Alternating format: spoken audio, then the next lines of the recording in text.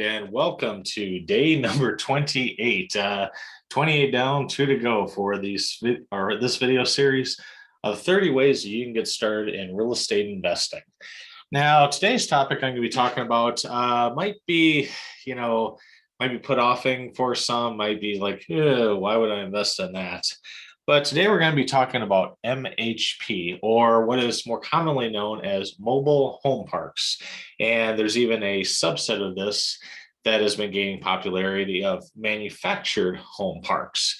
But typically, you might be thinking of mobile home parks where, hate to say the euphemisms, but maybe the term, trailer park trash comes to mind. Or maybe, you just saw or had an upbringing where you drove by mobile home parks, saw them as dilapidated, and was really just, that's where all the bad stuff happens. That's only where drug dealers or, criminals or felons, that's where they live. But while this myth unfortunately still persists today, just like with any stereotype, not all mobile home parks are the same.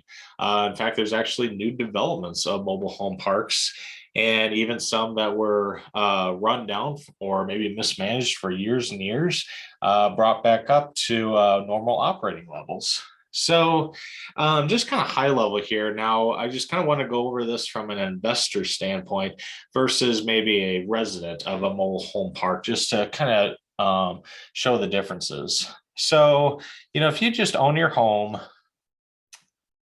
you're used to having a house and, you pay property taxes, you might have a mortgage payment, you have the insurance, other utilities and other bills associated with that. If you rent this house per se, you don't have the property taxes.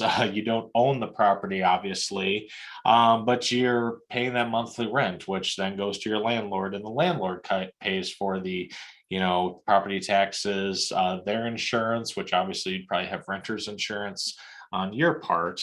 So right there's kind of I don't know, I say disconnect, but we kind of have the far extremes of where you own. And this is where you own your entire property. You own the land that's under the property.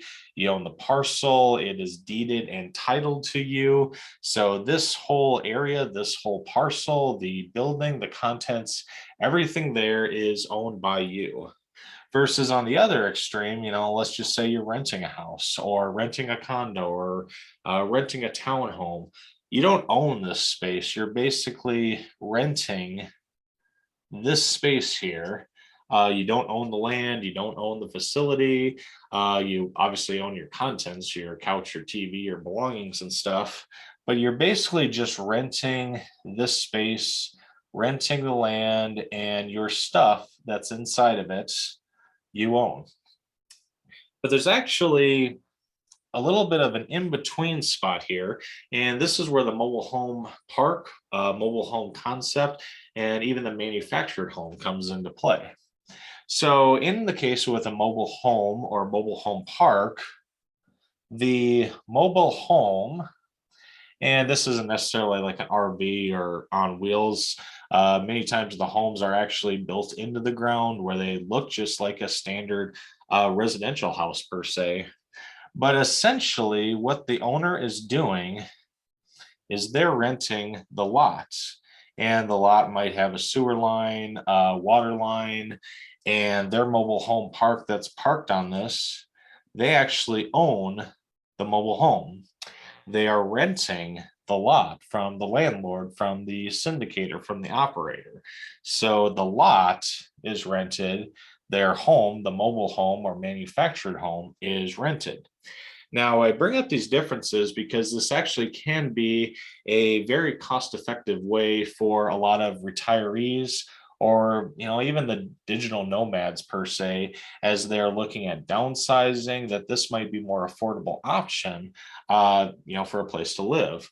Last stats I looked at, and I covered this a little bit more in detail in podcast number 21 with Paul Moore, where we talked very much in detail about mobile home parks, is that about 40% of US households in the United States, their gross household income is only between $20,000 and $40,000. Now, lately, at the time of this recording, the median home price nationwide, I think just crossed over $400,000. Now, granted, that can vary differently. If you're in Marshall, Minnesota, or Lind, Minnesota, versus the San Francisco Bay Area, or downtown Manhattan, for instance. But median home prices, supply and demand are in play, and home prices keep going up and up. And if there's a lot of households that are only making $40,000 or less, a rent payment of $1,000, $1,500 a month, or a full mortgage payment, PITI, especially with rates starting to go up, maybe that's $1,500 to $2,000. That can be a very big crimp on the budget, especially where a lot of CPAs and financial advisors very much stress and advise to have your housing cost, your total housing costs, not be more than 33% of your gross income. So, we kind of have an affordability crisis here. And I bring up affordability because you might be hearing from a lot of politicians where there's a big push for we need affordable housing, we need more affordable housing. Now, mobile home parks or manufactured home parks could be a solution to this problem.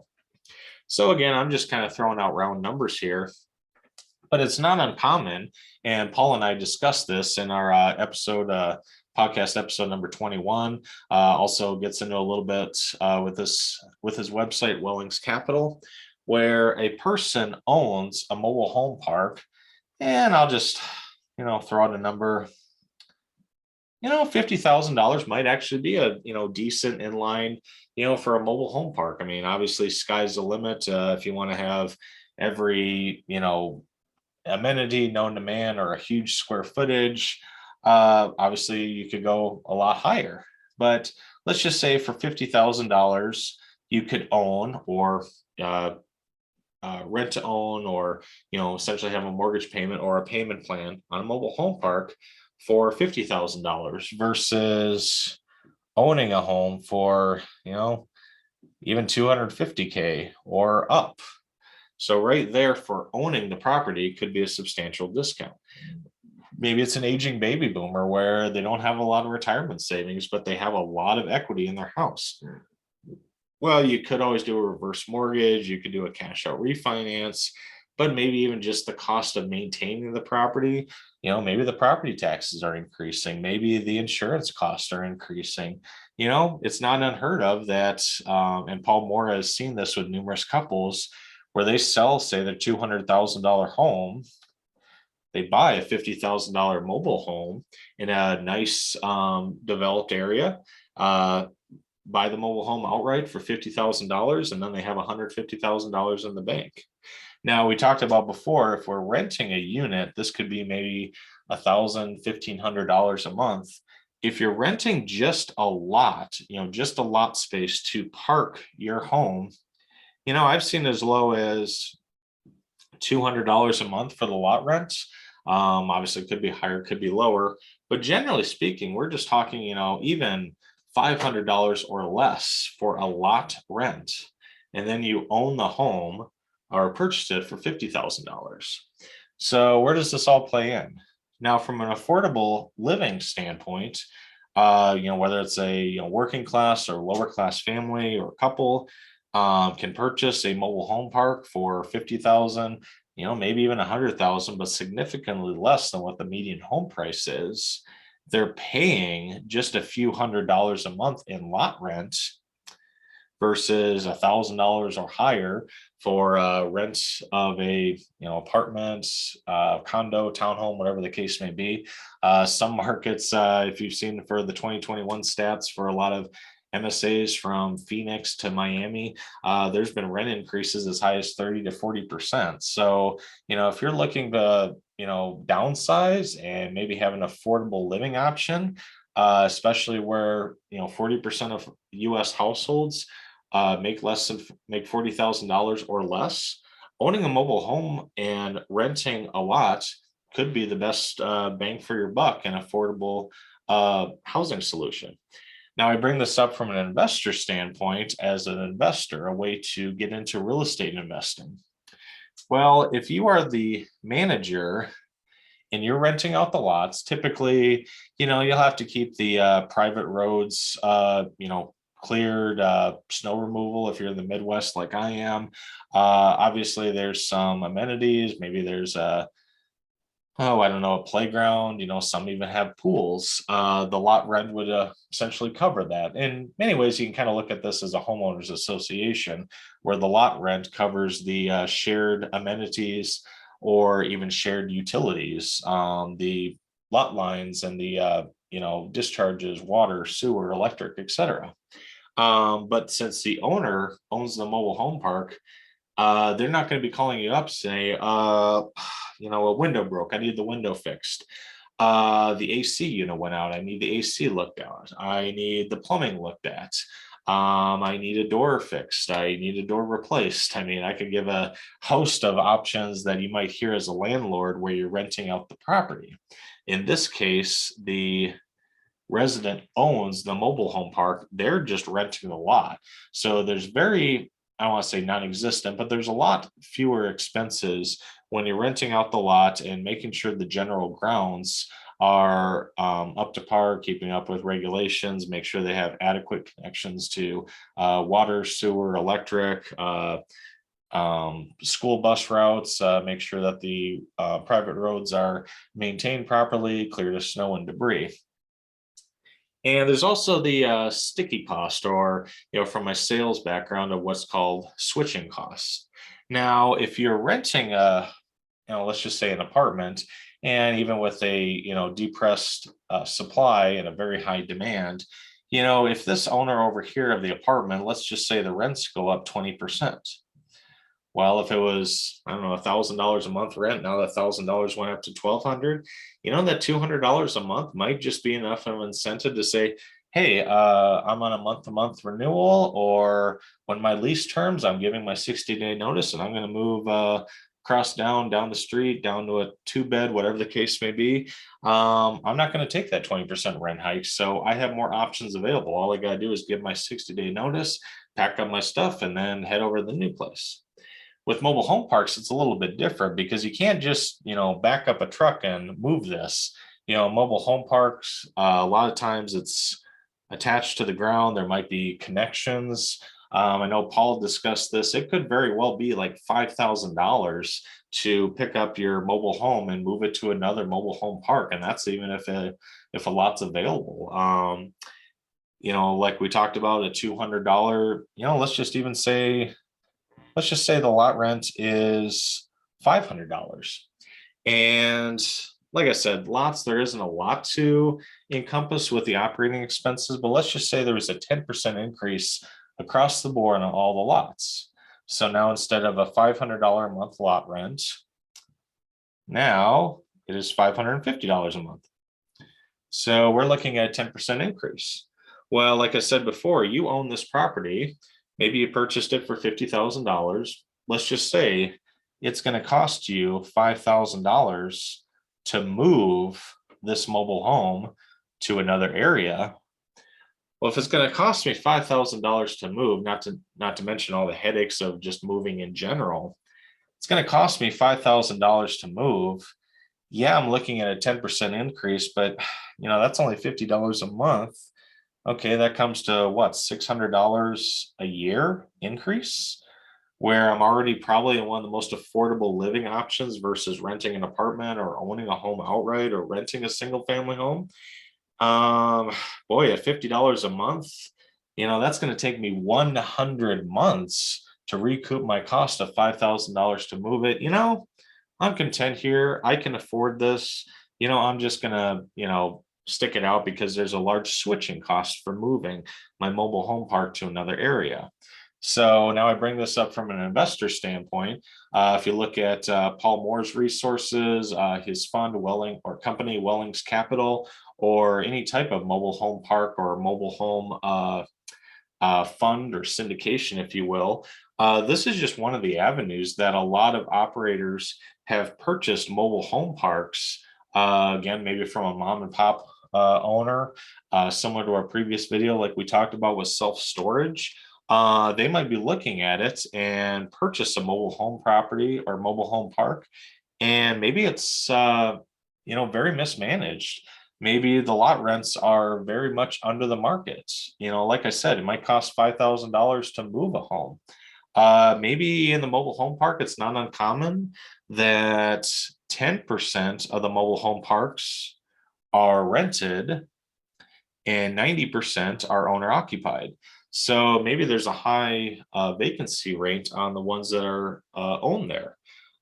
Maybe, the lot rents, like I said, are under market. Maybe instead of a 10% increase, there's a 20% increase. Maybe, a lot of times the water might be covered by the lot rent, but typically a lot of times when you have those costs that could be variable and it's just covered under the lot rent, people might leave their faucets running. People might leave their windows open while they're running the air conditioning. If electric's included in their monthly rent, there might be a lot of bills that are covered by the landlord that can easily be broken out and divided back or uh, billed back to the tenants in place. So when it comes to mobile home parks, there's a lot of potential for growth, forced appreciation. Paul Moore and I talked a little bit about my podcast, putting in $50,000 through a syndication or, even, maybe $25,000. Sometimes syndications allow for smaller amounts, just kind of talking high level. Let's just say you have a retirement account that's just been sitting there for numerous years. Stock market might be getting a little volatile for your taste. Maybe convert that to a self-directed retirement account, maybe through a Quest or specialized trust. Maybe move those funds, say $50,000 to a mobile home park syndicator. And returns of 100 to 300% aren't uncommon, especially when you're looking at undermanaged mobile home parks. Look at some forced appreciation. If there's 100 lots and you can increase each lot rent by simple 10%, $50 per month comes to $600 a year, comes to $60,000 increased revenue year one just by increasing the lot rent. And maybe that's still under market rent. Maybe there's some buildbacks. Maybe there's some amenities that can be brought on board to increase the revenue. And when in the commercial space, like we've talked about before, everything hinders around the net operating income and the cap rate. So it's not uncommon to maybe buy a mobile home park. Just throwing out a couple numbers, you as a limited partner maybe puts in $50,000.